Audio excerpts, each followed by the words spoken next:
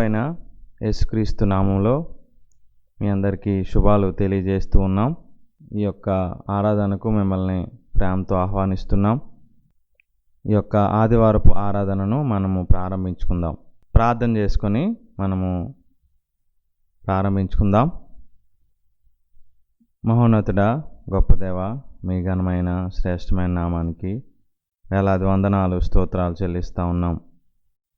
ప్రభువా, నీ యొక్క కృపచేత ఇంతవరకు మమ్మల్ని అందరినీ మీ రెక్కల నీడలో కాపాడి భద్రపరిచి సంరక్షించినందుకు మీకు వందనాలు చెల్లిస్తూ ఉన్నాం.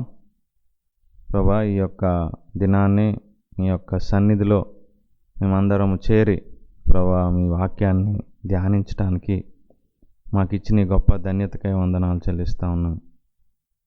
దేవా ప్రభువా, నీ వాక్యము మమ్మలను బ్రతికించేది, మా బాధలలో మాకు నెమ్మదినిచ్చేది. ప్రభువా, అటువంటి నీ గొప్ప మాటలను ప్రభువా మేము ధ్యానిస్తుండగా మీ యొక్క ఆత్మ నడిపింపును అనుగ్రహించండి. మా అందరికీ మీ పరిశుద్ధాత్మ సహాయం అనుగ్రహించి ప్రభువా మా హృదయాలను సిద్ధపరచండి.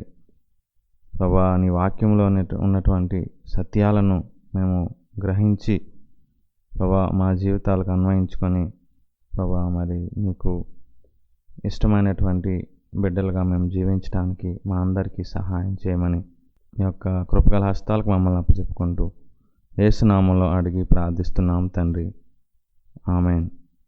మన యొక్క వాక్య ధ్యానాన్ని మనం ప్రారంభించుకుందాం. ప్రియ సహోదరి సహోదరులారా, మరొకసారి ప్రభువైన యేసుక్రీస్తు నామములో మీకు శుభవందనాలు తెలియచేస్తూ ఉన్నాను. మనము బైబిల్ యొక్క గొప్పతనం, బైబిల్ యొక్క ప్రవచన నెరవేర్పు విషయంలో, ప్రవచనాలు నెరవేర్పు విషయంలో బైబిల్ యొక్క గొప్పతనాన్ని గూర్చి మనము నేర్చుకుంటూ ఉన్నాం. దానిలో బైబిలు కల్పితమా, దైవ సత్యమా, the Bible myth or the divine truth అనే సత్యాన్ని అనే అంశంపై మనము బైబిల్ యొక్క విశిష్టతను గురించి మనము నేర్చుకుంటూ ఉన్నాం. సో కాబట్టి నాతో కలిసి ప్రార్థనాపూర్వకంగా ఈ యొక్క స్టడీలో మీరు జాయిన్ అవ్వాలని, ఏకీభవించాలని మిమ్మల్ని కోరుతూ ఉన్నాను. గత భాగంలో ఈ యొక్క బబులోను దేశం గురించి, బబులోను దేశము, బబులోను రాజ్యము, బబులోను పట్టణమును గురించి మనము కొన్ని విషయాలను నేను మీతో పంచుకున్నాను. ఈ బబులోను గురించి యెహెజ్కేలు గ్రంథంలోనూ, ఇర్మియా గ్రంథంలోనూ, యెషయా గ్రంథంలోనూ ఇంకా పలు గ్రంథాల్లో బబులోని యొక్క పతనము గురించి, బబులోని యొక్క అంతమును గురించి ప్రవచించబడింది.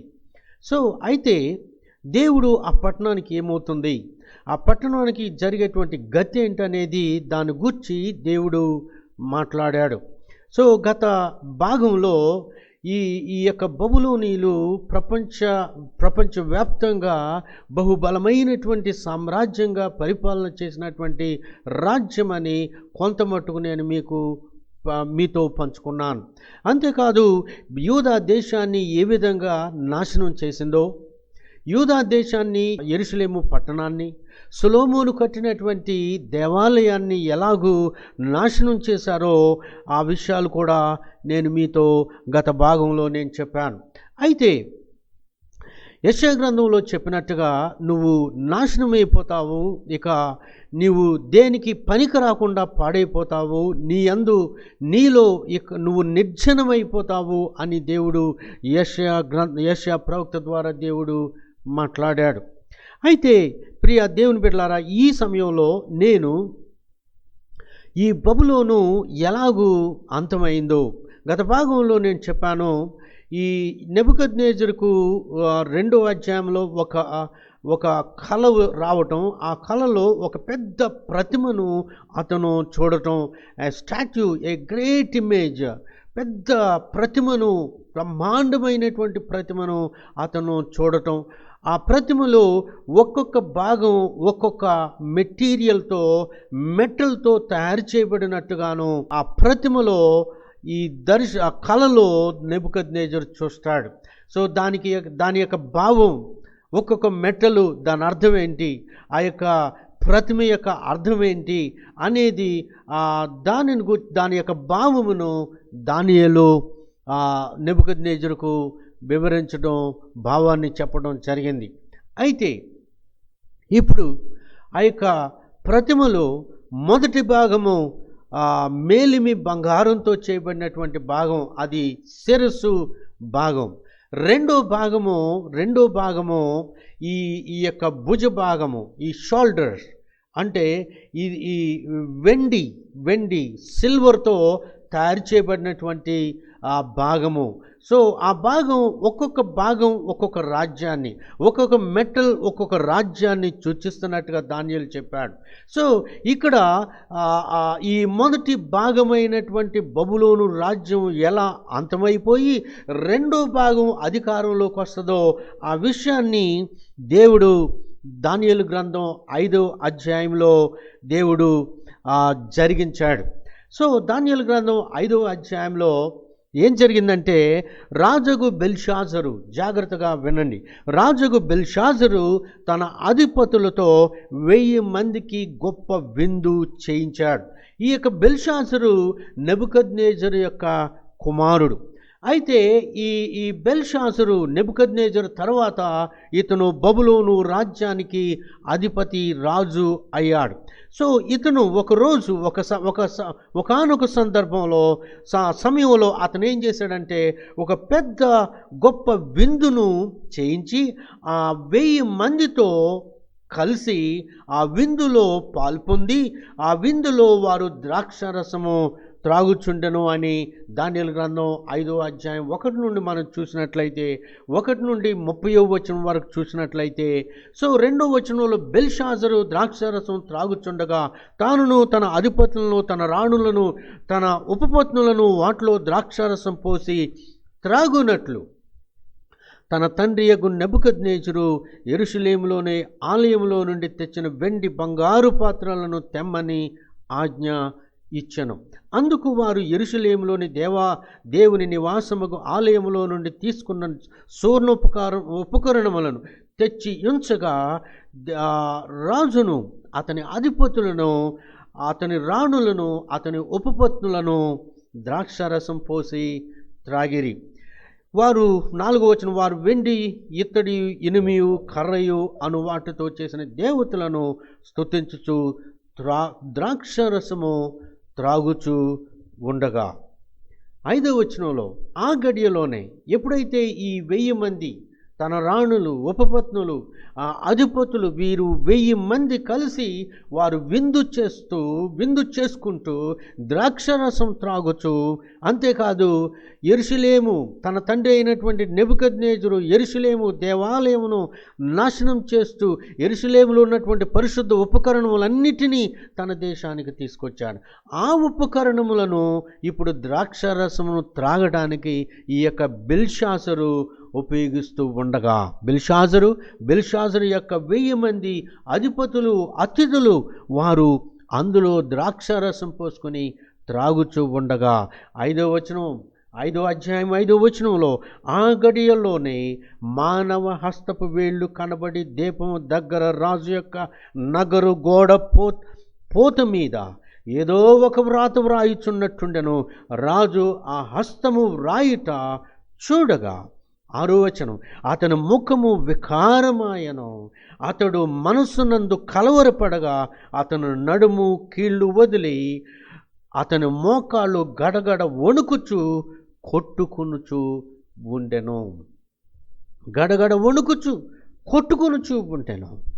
సో రాజు ఏం చేశాడంటే, ఆ చేవర ఎప్పుడైతే ఒక మానవ హస్తం వంటి చెయ్యి వచ్చి ఆ గోడ మీద, తన ఎదుట దీపం దగ్గర ఆ గోడ మీద ఏదో రాయుట అతను చూడగానే అతను భయపడిపోయాడు, కలవరపడిపోయాడు.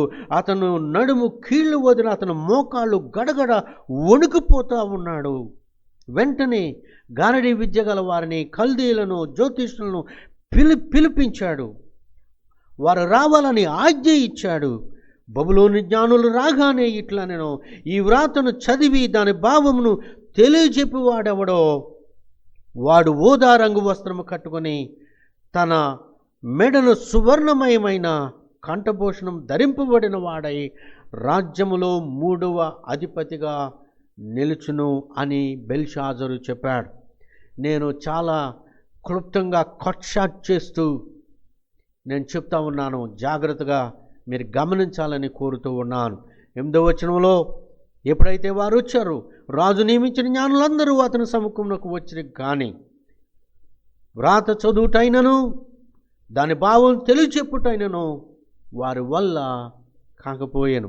అందుకు రాజు బెల్షాజరు మిగుల భయక్రాంతుడై తన అధిపతులు విస్మయముందునట్లుగా ముఖ వికారము గలవాడయ్యాడు. జ్ఞానులు చెప్పలేకపోయారు, దాని యొక్క వ్రాత చదవలేకపోయారు. గారిడి విద్య గలవారు జ్ఞానులు జ్యోతిష్యులు వారి వల్ల కాలేదు. ఇక అతను విస్మయముందునట్లు ముఖ వికారము భయభ్రాంతుడైపోయాడు. అతడు విస్మయముందునట్లుగా ముఖ వికారము గలవాడయ్యాడు. సో ఈ జరిగింది తెలుసుకుని రాణి వచ్చి చెప్పింది, ఇదిగో నీ రాజ్యంలో ఒకడున్నాడు దానియేలు అనేవాడు. అతను నీ యొక్క తండ్రి నెబుకద్నెజరు కాలంలో ఇటువంటి నీకు ఇప్పుడు నువ్వు ఎదుర్కొన్నటువంటి ఈ పరిస్థితి నీ తండ్రి అయినటువంటి నెబుకద్నెజరుకు ఎదురైనప్పుడు అతను దేవత ఆత్మ కలిగినటువంటి వాడు, ఎటువంటి మర్మాలైనా తెలియచేయగలిగినటువంటి వాడు అని దానియేలును గురించి ఆ రాణి చెప్పడం జరిగింది. వెంటనే అతడు పరిశుద్ధ దేవతల ఆత్మ గలవాడు అని, అతని యొక్క తండ్రి కాలంలో ఈ దానియేలు ఎంతో ఎవ్వరి వల్ల కానటువంటి విషయాలను అతను వాటి భావములను తెలియచెప్పడం జరిగిందని చెప్పినప్పుడు వెంటనే దానియేలును రాజు బెల్షాజరు పిలిపించాడు. 13వ వచనప్పుడు వారు దానియేలును పిలిపించిరి.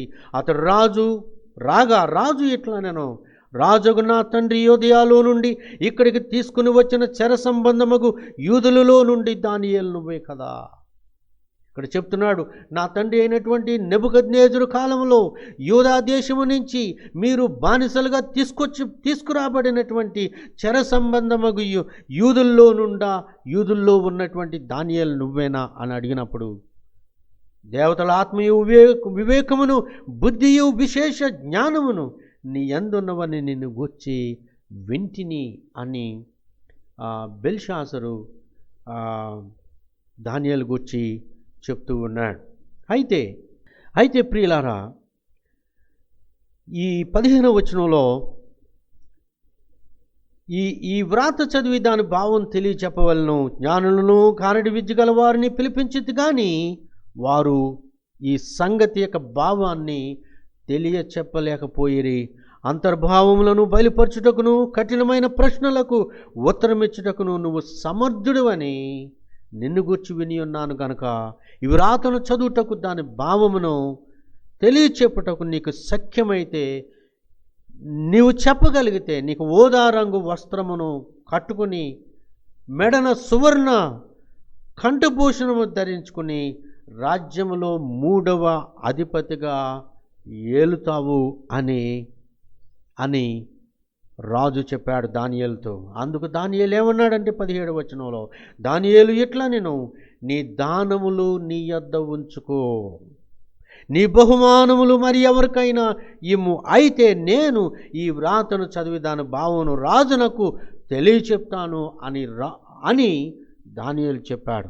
రాజు చిత్తగించము, మహోన్నతుడు వగు దేవుడు ఇప్పుడు దానియేలు ఆ యొక్క చేవ్రాతను గూర్చి చెప్తూ ఈ బెల్షాజరు అయినటువంటి ఈ బబులోను రాజు అయినటువంటి బెల్షాజరుతో మాట్లాడుతూ ఉన్నాడు. రాజా చిత్తగించము, మహోన్నతుడగు దేవుడు మహర్దశను రాజ్యమును ప్రభావమును ఘనతను నీ తండ్రియగు నెబుకద్నెజరునకు ఇచ్చెను. దానియేలు ఏం చెప్తున్నాడంటే, ఈ బెల్షాజరు యొక్క తండ్రి కాలములో దేవుడు ఎలాగూ ఈ నెబుకద్నెజరుకు అధికారం ఇచ్చాడో, రాజ్యాన్ని, ప్రభావాన్ని ఇచ్చాడో ఆ విషయాన్ని జ్ఞాపకం చేస్తున్నాడు బెల్షాజరుకు. అతనికిట్టి మహర్దశ ఇచ్చినందున తానెవరిని చంపగోరునో వారిని చంపాను, ఎవరిని రక్షింపగోరునో వారిని రక్షించను, ఎవరిని హెచ్చింపగోరునో వారిని హెచ్చించను, ఎవరిని పడవేయగోరునో వారిని పడవేసను. కాబట్టి సకల రాజ్యములను, జనులను, ఆయా భాష మాట్లాడువారును, ఆయా భాషలు మాట్లాడువారును అతనికి భయపడుచు అతని ఎదుట వణుకుచూ నుండిరి. అంటే నెబుకద్నెజరుకు దేవుడిచ్చినటువంటి అధికార ప్రభావములతో ఎలాగో సకల రాజ్యముల వారు, సకల భాషలు మాట్లాడేవారు అతనికి లోబడి అతని ఎదుట వణుకుచుండేవారు. ఈ విషయాన్ని దానియేలు బెల్షాజరుకు జ్ఞాపకం చేస్తూ ఉన్నాడు. అయితే అతడు మనసును అతిశయించాడు. ఎవరు? నెబుకద్నెజరు. ఆ బలాత్కారం చేయుటకును అతని హృదయమును కఠినము చేసుకునగా, సో దేవుడిచ్చినటువంటి అధికారమును బట్టి, దేవుడిచ్చినటువంటి శక్తి ప్రభావమును బట్టి అతను మనస్సును అతిశయించి గర్వించి బలాత్కారం చేయుటకు అతను హృదయాన్ని కఠినం చేసుకున్నాడు అని నెబుకద్నెజరు, నీ తండ్రి అయిన నెబుకద్నెజరు ఇలా చేశాడు అని బెల్షాజరుతో చెప్తూ ఉన్నాడు. అప్పుడు దేవుడు అతని ప్రభుత్వమును అతని యొద్ద నుండి తీసివేసి అతని ఘనతను పోగొట్టాడు అని. సో దేవుడు నెబుకద్నెజరు జీవితంలో ఏం చేశాడు ఆ విషయాన్ని చెప్తా ఉన్నాడు. అతని అధికారాన్ని దేవుడు తీసేశాడు, అతని ఘనతను దేవుడు తీసేశాడు, అతని ప్రభుత్వాన్ని అతని యొద్ద నుండి తీసివేశాడు. అప్పుడు అతడు మానవుల యొద్ద నుండి 21వ వచనం తరుమబడి పశువుల వంటి మనస్సు గలవాడాయను. మహోన్నతుడగు దేవుడు, చూడండి, దేవుడు అతన్ని తరిమి వేశాడు. దేవుడు అతన్ని మానవుల యొద్ద నుంచి తరిమి వేసినప్పుడు, తరుమబడినప్పుడు పశువుల వంటి మనసు అతనికి వచ్చేసింది.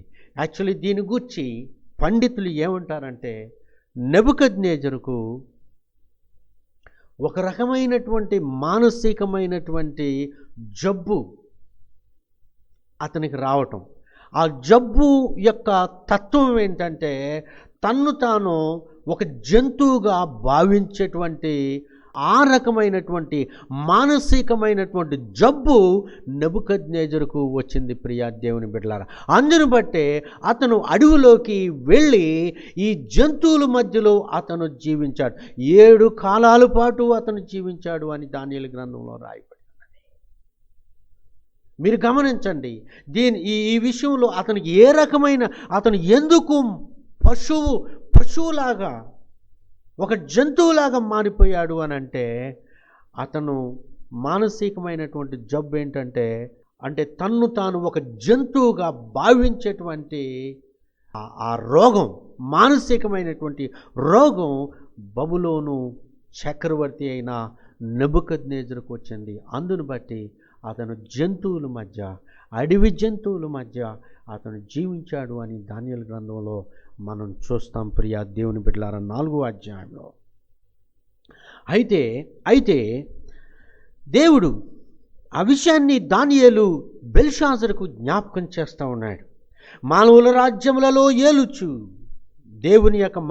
దేవుని యొక్క సర్వాధికారమును గురించి ఇక్కడ మాట్లాడుతూ ఉన్నాడు.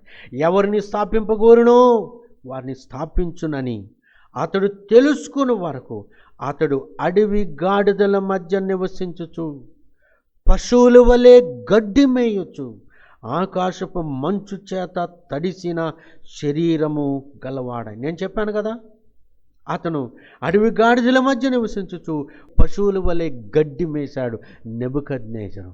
కారణం ఏంటంటే, ఈ జబ్బు యొక్క తత్వం ఏంటంటే, తన్ను తాను ఒక జంతువుగా భావించేటువంటి ఆ రోగం. కాబట్టి నేను జంతువును కాబట్టి, సో జంతువు వల్ల అతను గడ్డి మేయునట్లుగా దేవుడు అతన్ని చేశాడు. సో 22వ వచనంలో, ఇదిగో రాజా బెల్షాజరు అతని కుమారుడువగు నీవు ఈ సంగతి అంతయు ఎరిగియుండియు కూడా నీ తండ్రికి జరిగిన వీటన్నిటినీ నీవు ఎరిగి కూడా నీ మనసును అణుచుకొనక, నీ మనసును నువ్వు అణుచుకోలేరు, అణుచుకొనక పరలోకమందున్న ప్రభువు మీద నిన్ను నీవే హెచ్చించుకుంటేవి బెల్షాజరు అని ఎంత ధైర్యంగా దానియేలు ఇక్కడ చెప్తా ఉన్నాడో చూడండి. నీ తండ్రికి జరిగిన గతి, నీ తండ్రికి జరిగిందంతా నువ్వు చూసావు, నువ్వు ఇదంతా ఎరిగి కూడా నీ మనస్సును అణుచుకొనక పరలోకమందున్న ప్రభువు మీదే నిన్ను నీవు హెచ్చించుకున్నావు. దేవుని మీదే నిన్ను నువ్వు హెచ్చించుకున్నావు. ఎలాగనగా ఆయన పరిశుద్ధ ఉపకరణములను నువ్వు ద్రాక్షారసం పోసుకొని నువ్వు నీ అధిపతులతో నువ్వు దేవుణ్ణి ఎంతగా అవమానించావు కదా బెల్షాజరు అని ఎంత ధైర్యంగా దానియేలు ఈ బెల్షాజరు మహాచక్రవర్తి, బబులోను చక్రవర్తి అయిన బెల్షాజరుతో మాట్లాడుతూ ఉన్నాడు. నీ మనసును మార్చుకోలేదు, పరలోకమందున్న ప్రభువు మీద నిన్ను నీవే హెచ్చించుకున్నావు. 23వ వచనంలో, ఎట్లనగా నీవును నీ అధిపతులను నీ రాణులను నీ ఉపపత్నులను దేవుని ఆలయ సంబంధమగు ఉపకరణములలో ద్రాక్షారసం పోసి త్రాగవల్లని వాటిని తెచ్చి ఎంచుకుని వాటితో త్రాగుచు చూడనైనను విననైనను గ్రహింపనైనను చేతకాని వెండి బంగారు ఎత్తడి ఇనము కర్ర రాయి అను వాటితో చేయబడిన దేవతలను స్తుతించితిరి గాని, గమనించండి, నీ ప్రాణమును నీ సకల మార్గములను ఏ దేవుని వశమున ఉన్నవో ఆయనను నీవు ఘనపరచలేదు, ఆయనను నీవు ఘనపరచలేదు. 24వ వచనం, కావున ఆయన ఎదుట నుండి ఈ అరిచేయి వచ్చి ఈ వ్రాతను వ్రాసిన శాసనము ఏదనగా, ఇప్పుడు దానియేలు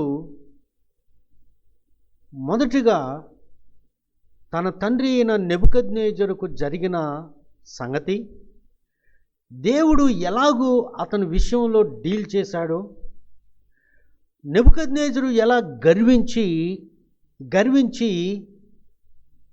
అతిశయించి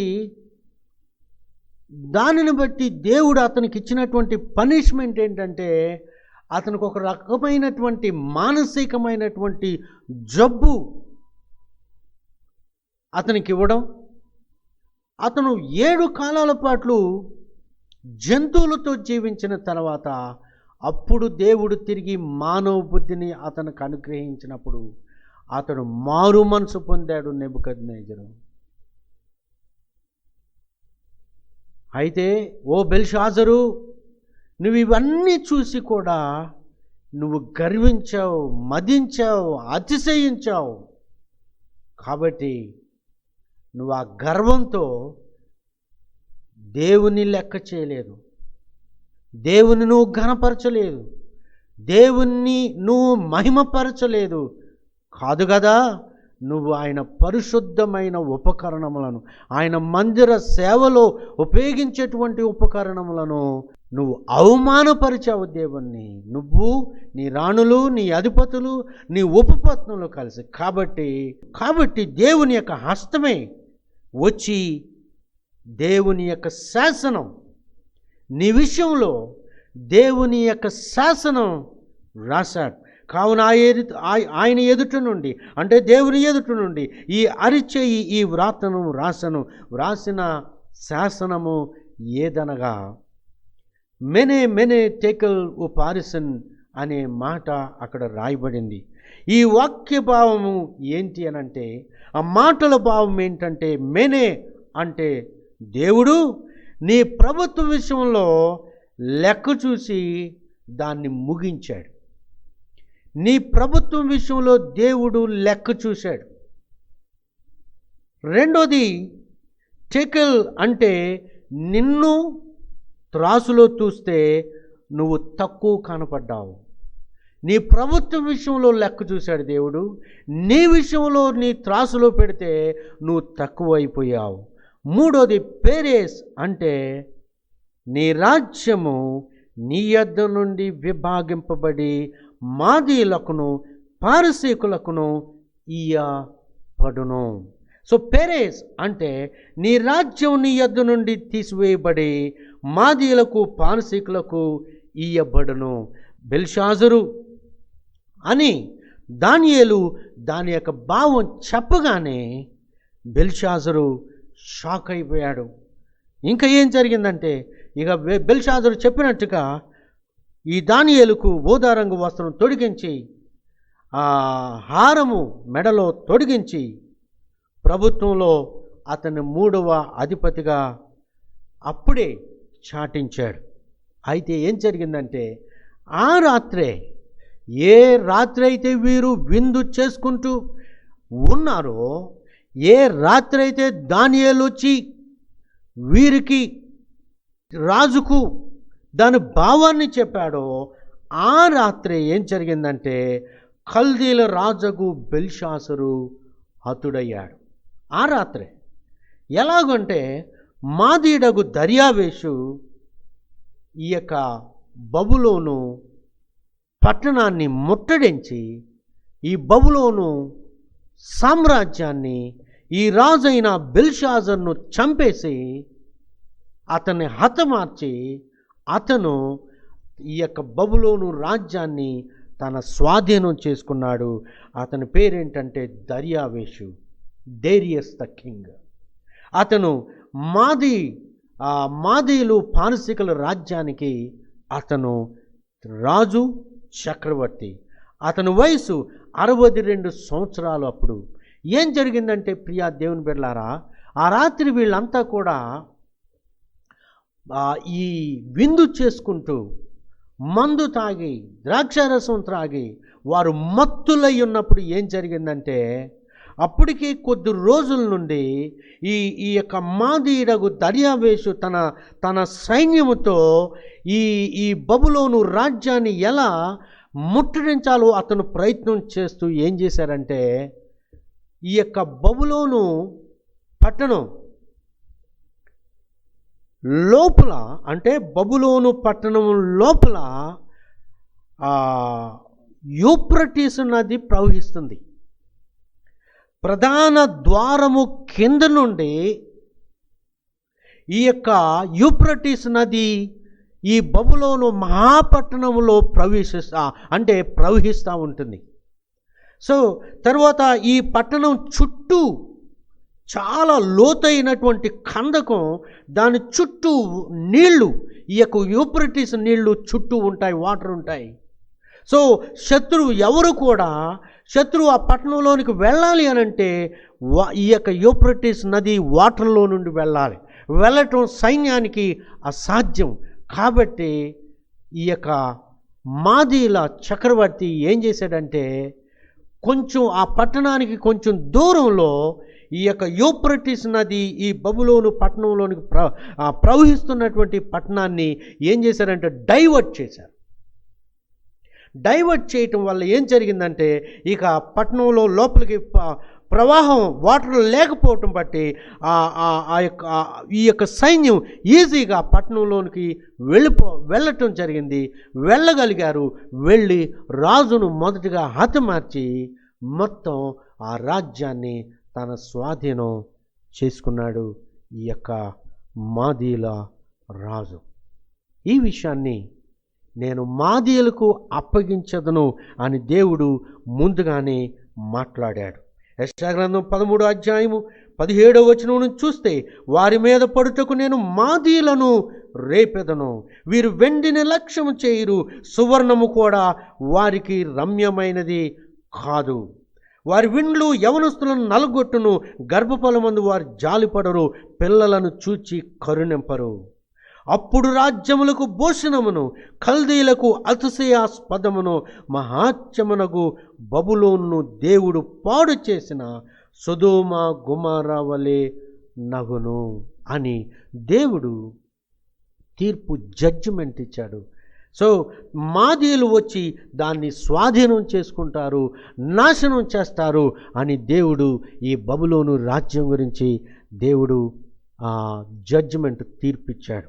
ఆ విధంగా ప్రియ దేవుని బిడ్డలారా, ఈ యొక్క బబులోనీయులు మహా గర్విష్ఠులు.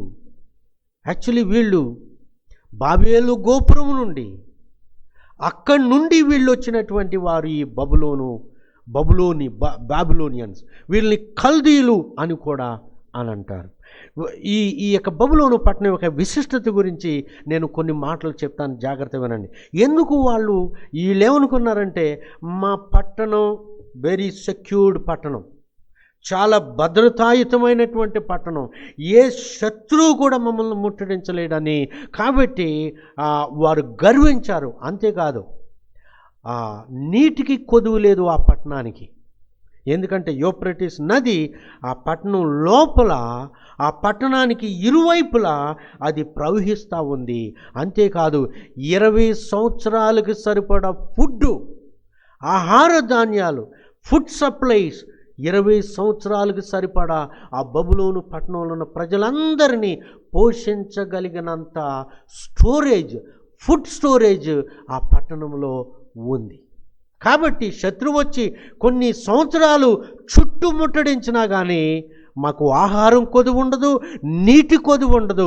ఇంకా ఇంపార్టెంట్ ఇదే కదా మనిషి సస్టైన్ అవ్వడానికి, నీళ్లు కావాలి, ఫుడ్ కావాలి.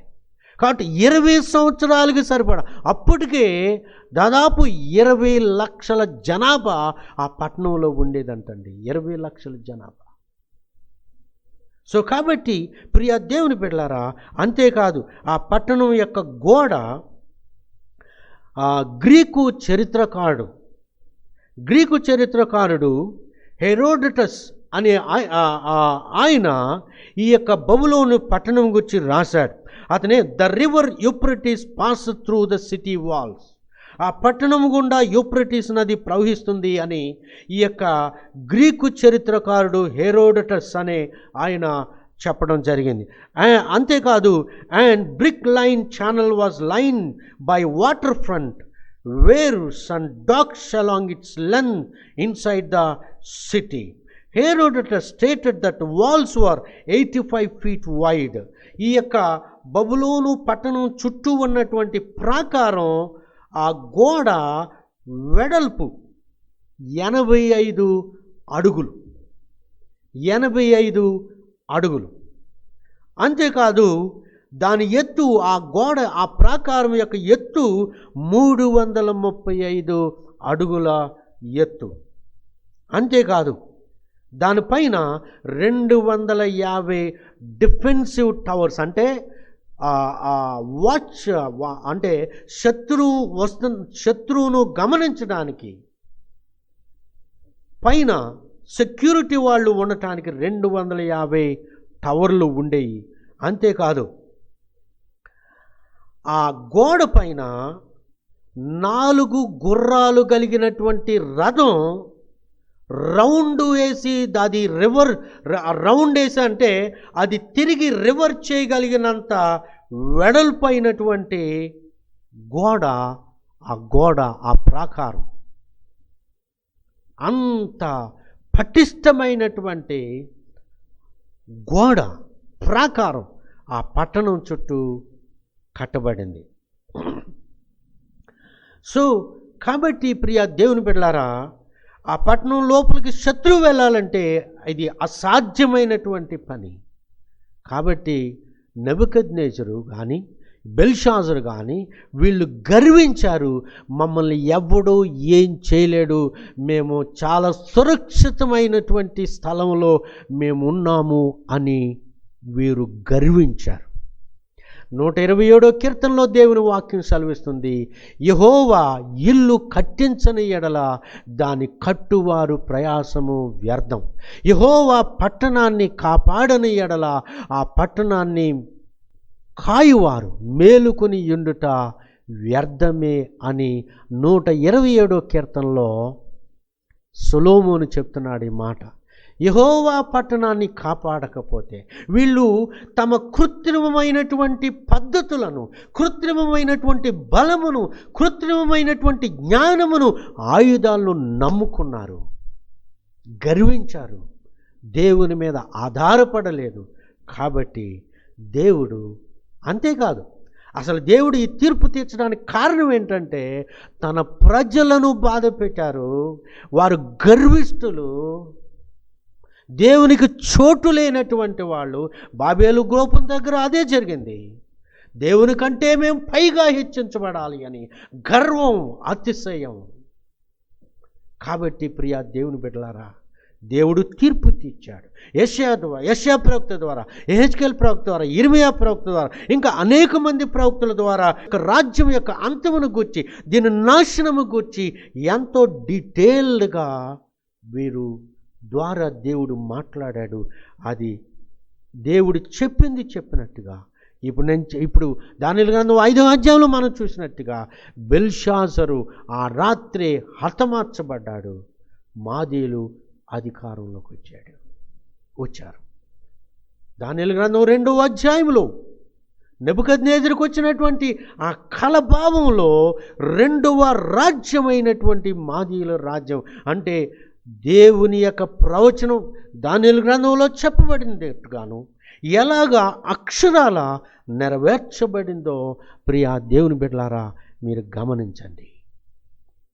కాబట్టి దేవుడు చెప్పింది చెప్పినట్టు ఈ యొక్క బబులోను పట్టణంను గురించి, బబులోను రాజ్యం గురించి జరిగింది చరిత్రలో. ఇప్పుడు చూస్తే ఈ బబులోను ఎక్కడుంది అని అంటే, నేను ఆల్రెడీ చెప్పాను, ఇరాక్ దేశంలో బాగ్దాదుకు 85 కిలోమీటర్ల దూరంలో దక్షిణాన 85 కిలోమీటర్లు ఇప్పుడు శిథిల అవశేషాలు మాత్రమే అక్కడ ఉన్నాయి. అక్కడ జనసంచారం లేదు, అక్కడ ఎవడు కూడా నివసించడానికి వీలు లేకుండా దేవుడు దానిని పాడు చేశాడు.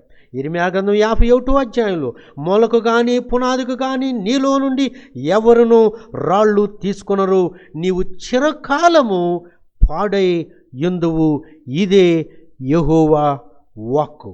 బబులోను నిర్జనమై కసువు దెబ్బలుగా ఉండును, నక్కలకు నివాస స్థలమగును, అది పాడై ఎగతాళికి కారణముగా ఉండును. దేవుడు చెప్పింది చెప్పినట్టుగా నువ్వు కసూదిపుగా ఉంటావు, నక్కలకు నివాస స్థానముగా ఉంటావు, అది నువ్వు పాడై ఎగతాళికి కారణంగా ఉంటావు. వాస్తవానికి సద్దాం హుస్సేన్, ఇరాక్ దేశ అధ్యక్షుడైనటువంటి సద్దాం హుస్సేన్ సేమ్ ఈ బబులోను చక్రవర్తి యొక్క స్పిరిట్, అదే గర్వం, అహంకారంతో ఉండేవాడు. ఇతనేం చేశాడంటే, సేమ్ ఈ బబులోను పట్టణాన్ని పోలిన నమూనా ప్రకారం తన ప్యాలెస్ అక్కడ కట్టుకున్నాడు. అయితే అది కూడా ఆ తరువాత ఇరాక్ అమెరికా యుద్ధం సమయంలో అమెరికా సంయుక్త దేశాలు కలిసి యుద్ధం చేస్తున్నప్పుడు వీరి యొక్క సైన్యాలు ఇప్పుడు ఈ పాత ఆ బబులోను పట్టణం ఆ ప్రాంతంలో వాళ్ళు క్యాంప్స్ ఏర్పాటు చేసుకుని సైన్యం ఉండేవారు ఆ కాలంలో. దానివల్ల కొంత మట్టుకు అది డ్యామేజ్ అయిందని ఇప్పుడు ఐక్యరాజ్య సమితి వరల్డ్ హెరిటేజ్ ప్లేస్గా దాన్ని గుర్తించి దాన్ని కాపాడుతూ ఉన్నారు. ప్రియా దేవుని బిడ్డలారా, ఇప్పుడు నేను మీ పటం మీకు చూపిస్తాను. ఆ ఫొటోస్ ఎలా ఉన్నాయో, ఇప్పుడు ప్రస్తుతం ఆ ప్రాంతం యొక్క ఫోటోలు ఎలా ఉన్నాయో మీకు చూపిస్తాను, మీరు గమనించండి. ఒకప్పుడు ఎలా ఉండేది, ఇప్పుడు దీని గతి ఏమైపోయింది. సో దేవుని యొక్క వాక్యం, ప్రవచనం అక్షరాల ఎలా నెరవేర్చబడిందో మీరు ఆలోచించి, మీరు అర్థం చేసుకుని, మీరు నమ్మితే, అంటే ఇది వాస్తవం, నువ్వు నమ్మినా నమ్మకపోయినా ఇది వాస్తవం. పరిశుద్ధ గ్రంథం ఇది కల్పించబడింది కాదు, మానవుడు కల్పించింది రాసింది కాదు. ఇది దేవుని యొక్క పరిశుద్ధ గ్రంథం, దైవ సత్యం. దేవుడు తన ఆత్మ చేత తన సేవకులను ప్రేరేపించి రాసినటువంటి ప్రవచన గ్రంథం అంతేకాదు ఈ పరిశుద్ధ గ్రంథం. కాబట్టి ఈ మాటలు వింటున్న సహోదరి సహోదరుడా, నువ్వు ఈ పరిశుద్ధ గ్రంథాన్ని చదివి దాన్ని నీ జీవితంలో నమ్మి విశ్వసించి ఆ వాక్యానికి నిన్ను నువ్వు అప్పగించుకున్నప్పుడు, ఆ వాక్యమును నువ్వు విశ్వసించినప్పుడు నువ్వు నిత్య జీవం పొందుకుంటావు అని దేవుని వాక్యం సెలవిస్తూ ఉంది. ఆ వాక్యము నిన్ను జీవితానికి అర్థాన్నిచ్చి నిన్ను నిన్ను నిన్ను దేవునికి ఇష్టమైనటువంటి బిడ్డగా నిన్ను చేయగలుగుతుంది. ఈ యొక్క దేవుని యొక్క వాక్యం నీ జీవితాన్ని మార్చగలిగింది, నిన్ను ఆదరించగలిగింది, నీ యొక్క నిత్యత్వాన్ని నిర్ణయించగలిగేది ఈ యొక్క దేవుని యొక్క వాక్యము, దేవుని యొక్క పరిశుద్ధ గ్రంథము మాత్రమే. ప్రియా సహోదరి సహోదరుడా, కాబట్టి ఈ యొక్క దేవుని వాక్యాన్ని నువ్వు నమ్ముతావా? ఈ దేవుని సత్యాన్ని నువ్వు నమ్మి ఈ సత్యానికి నిన్ను నువ్వు అప్పగించుకోవాలి. లేకపోతే బబులోను రాజ్యానికి ఏం జరిగిందో నువ్వు ఆలోచించు. ఈ బెల్షాజరు గర్వించి దేవుని లెక్క చేయకుండా, దానియేలు అంటాడు, నీ ప్రాణమును నీ సకల మార్గములు ఎవరి వశములో ఉన్నవో ఆ దేవుణ్ణి నువ్వు నమ్మలేదు, నువ్వు గర్వించావు, మదించావు, అహంకారంతో నువ్వు గర్వించావు అని దానియేలు మాట్లాడతాడు. సో వారినే దేవుడు వదిలిపెట్టలేదు. దేవుడు నిన్ను వదులుతాడా?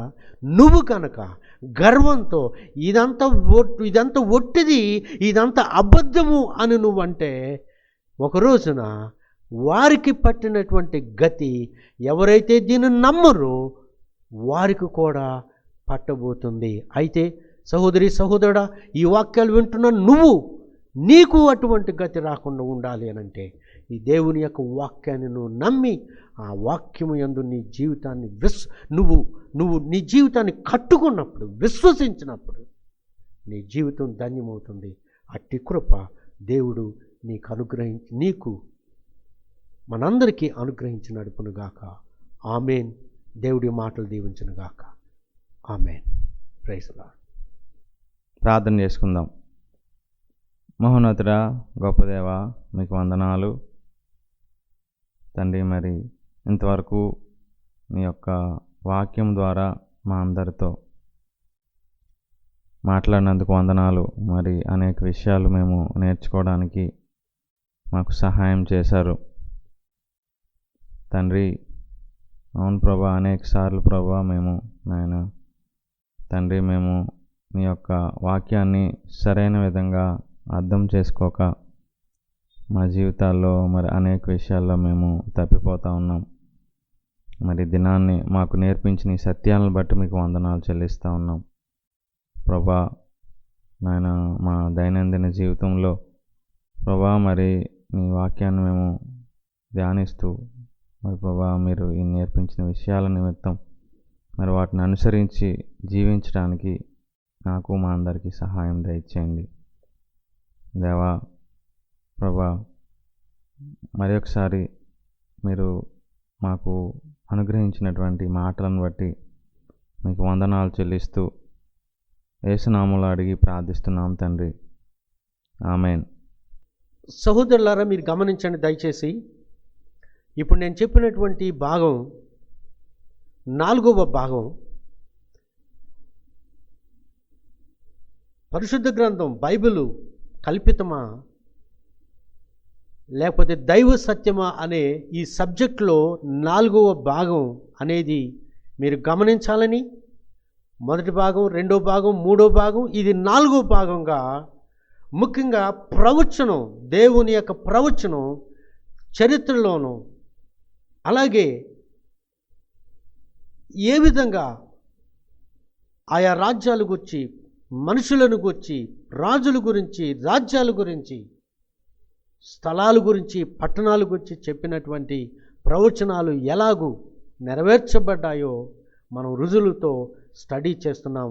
ఉదాహరణకు తూరు సీదోను పట్టణాన్ని గురించి చెప్పాను. ఇప్పుడు బబులోను గురించి మనం 2 భాగాలుగా చేసి ఇప్పుడు బబులోను పట్టణం గురించి మనం చదివి ఉన్నాం, నేర్చుకుని ఉన్నాం. కాబట్టి గమనించండి. అంతేకాదు ఈ యొక్క ఇంకా రానున్న దినాల్లో ఇంకా అనేకమైనటువంటి ఇటువంటి ఇంట్రెస్టింగ్ స్టడీస్, బైబిల్ స్టడీస్ మీకు చెప్పబడును. అలాగే మేము అప్లోడ్ చేస్తాం యూట్యూబ్లో. కాబట్టి మీరు ఈ లైట్ హౌస్ చర్చ్ హైదరాబాద్ అనే ఈ యూట్యూబ్ ఛానల్కు మీరు సబ్స్క్రైబ్ చేయాలని, మీకు తెలిసిన వారితో మీరు షేర్ చేసుకోవాలని కోరుతూ నేను ముగిస్తున్నాను. Thank you. God bless you.